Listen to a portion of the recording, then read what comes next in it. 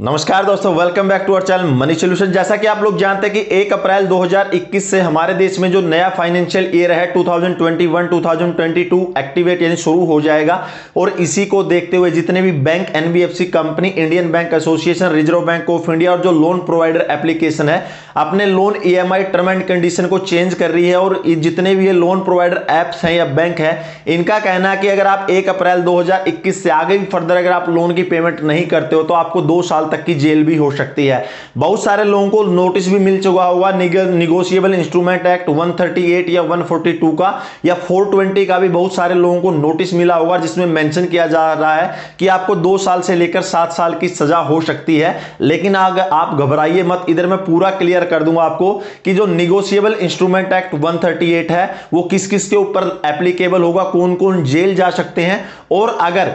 Negotiable instrument act 138 उनके ऊपर applicable होता है तो उससे कैसे बचा जा सकता है। आपसे काइंडली रिक्वेस्ट करता हूं कि यदि आपने किसी भी बैंक या एनबीएफसी कंपनी से अगर लोन लिया है तो लोन लेते वक्त क्या आप लोगों ने ब्लैंक चेक है साइन करके बैंक या एनबीएफसी कंपनी को दिया है एज ए सिक्योरिटी चेक? आप कमेंट सेक्शन में प्लीज कमेंट कीजिएगा। दोस्तों, जो निगोशिएबल इंस्ट्रूमेंट एक्ट है उसको बोलते हैं चेक बाउंस केस, और ये तभी किसी भी कस्टमर या ब्रोवर पर एप्लीकेबल होता है जब उसने लोन लेते वक्त, पर्सनल लोन या फिर किसी भी तरह का अगर अनसिक्योर लोन लेते वक्त,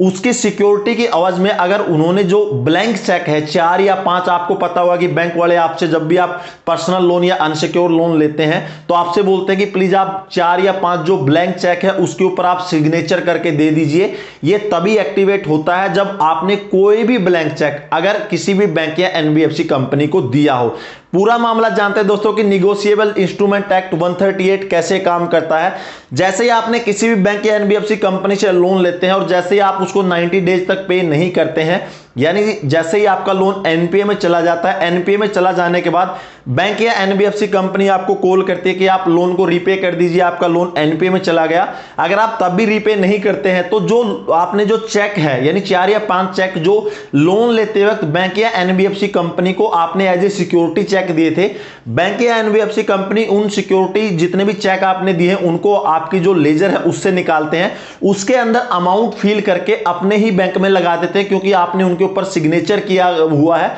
और साथ में आप उनके ऊपर पहले कोई डेट भी नहीं डाली है। तो बैंक वाले उसके अंदर डेट डालते हैं, चेक के अंदर अमाउंट डालते हैं और उसके बाद उस चेक को अपने ही बैंक में लगा देते हैं। और डायरेक्टली दोस्तों सीधी सी बात है, अगर आप लोन पेमेंट नहीं कर रहे हैं तो आपके जो बैंक अकाउंट है उसमें भी पैसा नहीं होगा। तो जैसे ही वो चेक बाउंस होगा 100% आपको पता, जैसे ही चेक बाउंस हो जाता है तो निगोशिएबल इंस्ट्रूमेंट की जो कार्रवाई है इधर से शुरू हो जाती है। जैसे ही चेक बाउंस हो जाता है तो बैंक या एनबीएफसी कंपनी उस केस में आपको 30 दिन का नोटिस देती है कि आपका जो चेक है वो बाउंस हो चुका है, आपने जो सिक्योरिटी चेक दिया है, आपने लोन पेमेंट नहीं किया था, सिक्योरिटी चेक आपका बाउंस हो चुका है, आप लोन की पेमेंट कर दीजिए। आपको 30 दिनों का टाइम दिया जाता है। अगर आप उस 30 दिन के बाद अगर वो अगले 15 दिनों तक अगर आप उस लोन को पेमेंट कर देते हैं, यानी बैंक अगले 15 दिनों तक, 30 दिन पूरे होने के 15 दिनों तक वेट करता है अपने पैसे की रिकवरी के लिए कि कस्टमर या बोरोवर आएगा उनका पैसा वापस कर देगा। अगर उस 15 दिनों में आप पेमेंट कर देते तो ठीक है, अगर उस 15 दिन में भी अगर आप पेमेंट नहीं करते हैं तो उसके बाद 30 दिन के और अंदर बैंक या एनबीएफसी कंपनी कोर्ट के अंदर अपना जो केस है वो डाल सकती है। उसके बाद जैसे ही कोर्ट में केस चला जाता है, कोर्ट में केस जाने के बाद कोर्ट से दोस्तों जो लीगल नोटिस है वो इशू होता है बोरोवर के अगेंस्ट। जैसे कोर्ट से नोटिस जाता है तो कोर्ट से आपके घर पर नोटिस जाए। अगर आप फर्स्ट अटेम्प्ट में कोर्ट में चले जाते हैं तो केस की आगे सुनवाई होती है। अगर आप तब भी कोर्ट में प्रेजेंट नहीं होते हैं तो उसके बाद सेकंड नोटिस जाता है। मैक्सिमम 3 नोटिस तक आपको आ सकते हैं कोर्ट की तरफ से। अगर फिर भी आप उधर कोर्ट में पेश नहीं होते हैं तो जो कोर्ट की अवमानना का केस है वो भी आपके ऊपर लग जाता है और आपको पुलिस अरेस्ट कर सकती है। ये दोस्तों बेलेबल मतलब केस रहता है कि अगर किसी को भी पुलिस अरेस्ट करती है तो बेलेबल जो आप बेल के लिए अप्लाई कर सकते हैं, बेल मिल जाती है। तो जैसे ही दोस्तों कोर्ट के सामने बैंक का रिप्रेजेंटेटिव या फिर बैंक एनबीएफसी कंपनी सामने आ जाती है और जो बोरोवर है वो भी सामने पहुंच जाता है, उसके बाद दोस्तों केस की सुनवाई होती है। जो बैंक वाले हैं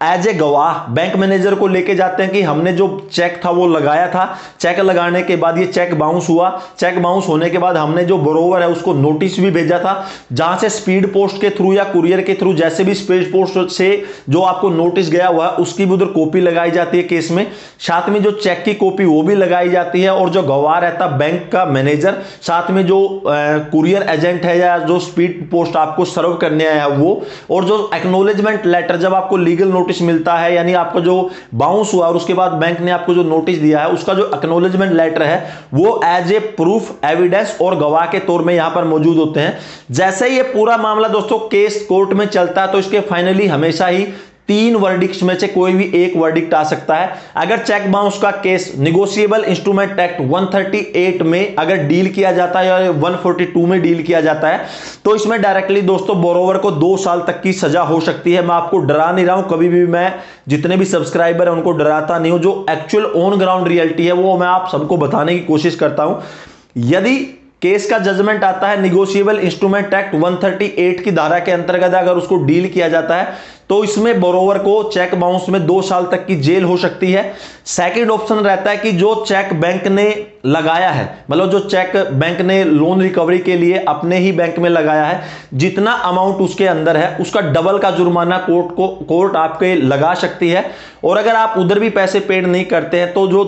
2 साल तक की जेल और साथ में जो जुर्माना दोनों भी एप्लीकेबल हो जाते हैं। यानी कोर्ट की तरफ से दोस्तों जो 3 डिसीजन में से एक डिसीजन आ सकता है, 2 साल की जेल, डबल जुर्माना या फिर ये दोनों। इस केस का जो मेन रिजल्ट है ये निकल के आता है। लेकिन मैं आपको बता दूं कि जो भी बैंक या एनबीएफसी कंपनी आपको नोटिस भेज रही है कि 2 साल तक की जेल हो जाएगी, निगोशिएबल इंस्ट्रूमेंट एक्ट 138 है या फिर 420 आपके ऊपर लग जाएगी, ये तभी एप्लीकेबल होता है जब आपने लोन लेते वक्त किसी भी बैंक या एनबीएफसी कंपनी में 110% अगर आपने कोई भी चेक दिया हो। अगर आपने चेक नहीं दिया है लोन लेते वक्त तो आपके ऊपर निगोशिएबल इंस्ट्रूमेंट 138 की जो धारा है वो किसी भी कंडीशन में एप्लीकेबल नहीं होती है। आपके अगेंस्ट जो ये धारा है बिल्कुल भी नहीं लगती है। सिर्फ ये तभी लगती है कि जब आपने कोई भी लोन लेते वक्त आपने कोई ब्लैंक चेक बैंक या एनबीएफसी कंपनी को दिया हो, उसके बाद ही वो चेक बाउंस का केस कर सकते हैं, क्योंकि जो निगोशिएबल इंस्ट्रूमेंट एक्ट की 138 की धारा है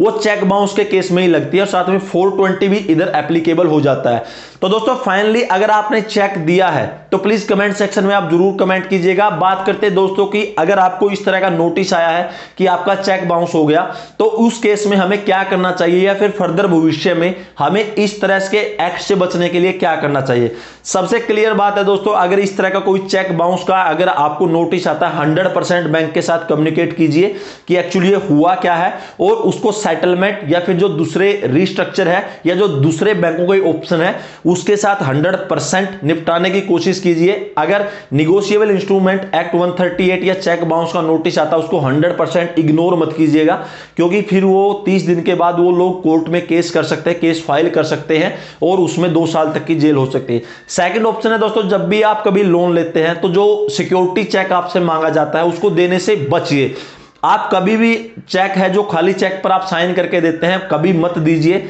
अगर बिल्कुल ही बैंक मानने को रेडी नहीं है तो तभी उसको पॉसिबिलिटी कि आप दीजिए, वरना चेक मत दीजिएगा। दूसरा ऑप्शन है दोस्तों, यदि आप कभी भी लोन लेते हैं और लोन लेने के बाद आपने अगर चेक दिए हैं, अगर पॉसिबल होता है तो बैंक में जाकर जो आपने ब्लैंक चेक दिए हैं उनको आप वापस निकाल लीजिए या विड्रॉल कर लीजिए, या फिर एक जो स्टॉप पेमेंट का ऑप्शन भी रहता है कि आप नेट बैंकिंग इमेज में जाके जितने भी चेक हैं उनकी आप स्टॉप चेक पेमेंट कर सकते हैं। आपको पता हो जैसे आपके चेक गुम हो जाते हैं तो जो बियरिंग नंबर रहता है चेक के ऊपर, उस बियरिंग नंबर से आप इंटरनेट बैंकिंग में जाकर उधर से आप स्टॉप चेक पेमेंट कर सकते हैं। तो दोस्तों ये ऑप्शन रहते हैं कि अगर आपने चेक दिया है उसको हम कैसे वो करें। फाइनली दोस्तों जो नए सर्कुलेशन है 1 अप्रैल 2021 से बहुत सारे एप्लीकेबल होने वाले हैं, तो जैसे जैसे अपडेट आएगा मैं आपको पूरा का पूरा क्लियर करता जाऊंगा। अगर आपको ये वीडियो अच्छी लगे तो लाइक कीजिएगा, कोई कमेंट है तो कमेंट सेक्शन में कमेंट कीजिएगा।